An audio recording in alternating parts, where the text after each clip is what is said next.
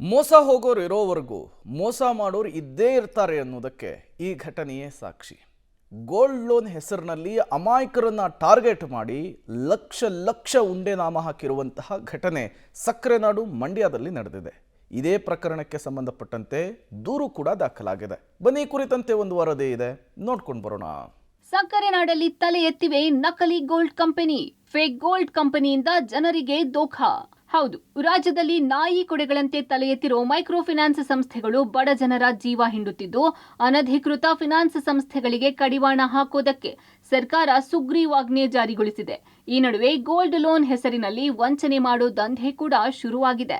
ಅಮಾಯಕರನ್ನೇ target ಮಾಡಿ ಮೋಸದ ಜಾಲಕ್ಕೆ ಕೆಡವುತ್ತಿದ್ದಾರೆ. ಮಂಡ್ಯ ಜಿಲ್ಲೆ ಮಳವಳ್ಳಿ ತಾಲೂಕಿನಲ್ಲಿ ಚಿನ್ನಾಭರಣ ಹೆಸರಿನಲ್ಲಿ ವಂಚನೆ ಮಾಡೋ ಜಾಲ ಸಕ್ರಿಯವಾಗಿದ್ದು, ಖಾಸಗಿ ಸಂಸ್ಥೆಯೊಂದರ ಮೋಸದ ಜಾಲಕ್ಕೆ ಸಿದ್ದಲಿಂಗಸ್ವಾಮಿ ಅನ್ನೂರು ಸಿಲುಕಿ ಚಿನ್ನ ಕಳೆದುಕೊಂಡಿದ್ದಾರೆ. ಇದೀಗ ನ್ಯಾಯಕ್ಕಾಗಿ ಪೊಲೀಸ್ ಠಾಣೆ ಮೆಟ್ಟಿಲೇರಿದ್ದಾರೆ.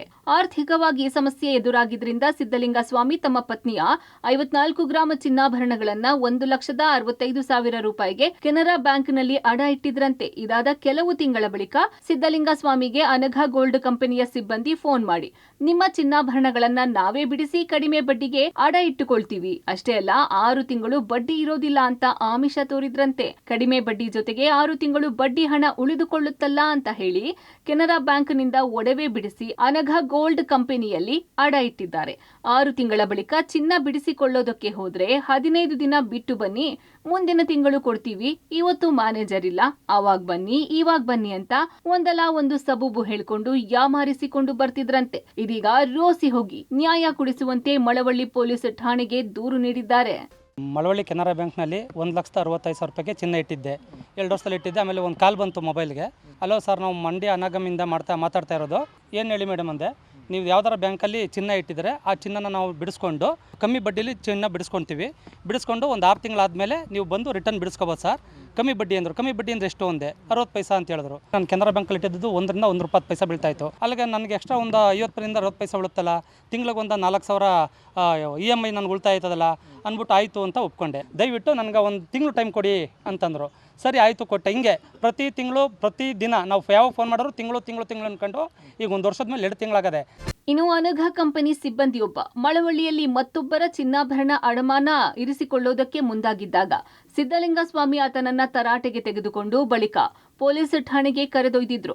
ಸಂಸ್ಥೆಯ ಮ್ಯಾನೇಜರ್ ಬುಧವಾರ ಠಾಣೆಗೆ ಬರ್ತೀನಿ ಅಂತ ಭರವಸೆ ನೀಡಿದ ಬಳಿಕ ಪೊಲೀಸರು ಸಿಬ್ಬಂದಿಯನ್ನ ಬಿಟ್ಟು ಕಳುಹಿಸಿದ್ದಾರೆ.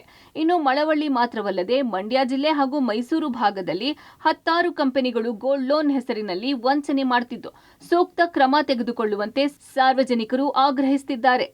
ಕಡಿಮೆ ಬಡ್ಡಿ ಆಮಿಷ ಕೊಡುವಂತಹ ಡೋಂಗಿ ಕಂಪನಿಗಳಲ್ಲಿ ನೀವು ಚಿನ್ನ ಇಟ್ಟರೆ ನಿಜಕ್ಕೂ ಕೂಡ ನಿಮ್ಮ ಚಿನ್ನಗಳನ್ನ ಕಳ್ಕೊತೀರಿ. ಸರ್ಕಾರ ಪ್ರಮುಖವಾಗಿ ಗಮನ ಹರಿಸಬೇಕಾದಂಥ ವಿಚಾರ, ನಮ್ಮ ಚಿನ್ನವನ್ನು ಒತ್ತೆ ಇಟ್ಟು ನಮ್ಮ ಚಿನ್ನವನ್ನು ಬಿಡಿಸ್ಕೊಳ್ಬೇಕಂದ್ರೆ 6 ತಿಂಗಳವರೆಗೂ ಕಾಯಬೇಕು ಅಂತಂದರೆ ಇದು ಯಾವ ಕಾನೂನು ಅಂತ ಗೊತ್ತಾಗ್ತಾ ಇಲ್ಲ. ಆ ಕಂಪನಿಗಳು ಮಾಡ್ಕೊಂಡಿರುವಂಥ ಕಾನೂನು. ಸರ್ಕಾರ ತಕ್ಷಣ ಈ ಡೋಂಗಿ ಕಂಪನಿಗಳ ಬಗ್ಗೆ ಗಮನ ಹರಿಸಿ ಇವೆಲ್ಲವನ್ನು ಮುಚ್ಚಿಸುವಂಥ ಕೆಲಸವನ್ನು ಮಾಡಿ, ಬಡವರೇನು ಒಡವೆ ಇಟ್ಟಿದ್ದಾರೆ ಅವ್ರಿಗೆ ಹಿಂದಿರಿಸುವಂಥ ಕೆಲಸವನ್ನು ಮಾಡಬೇಕು. ಇಲ್ಲ ಅಂತ ಅಂದರೆ ರಾಜ್ಯಾದ್ಯಂತ ರೊಚ್ಚಿಗೆದ್ದು ಸರ್ಕಾರಕ್ಕೆ ಇಡೀ ಶಾಪ ಹಾಕುವಂಥ ದಿನಗಳು ದೂರ ಇಲ್ಲ ಅಂತ ನಾನು ಭಾವಿಸ್ತೇನೆ.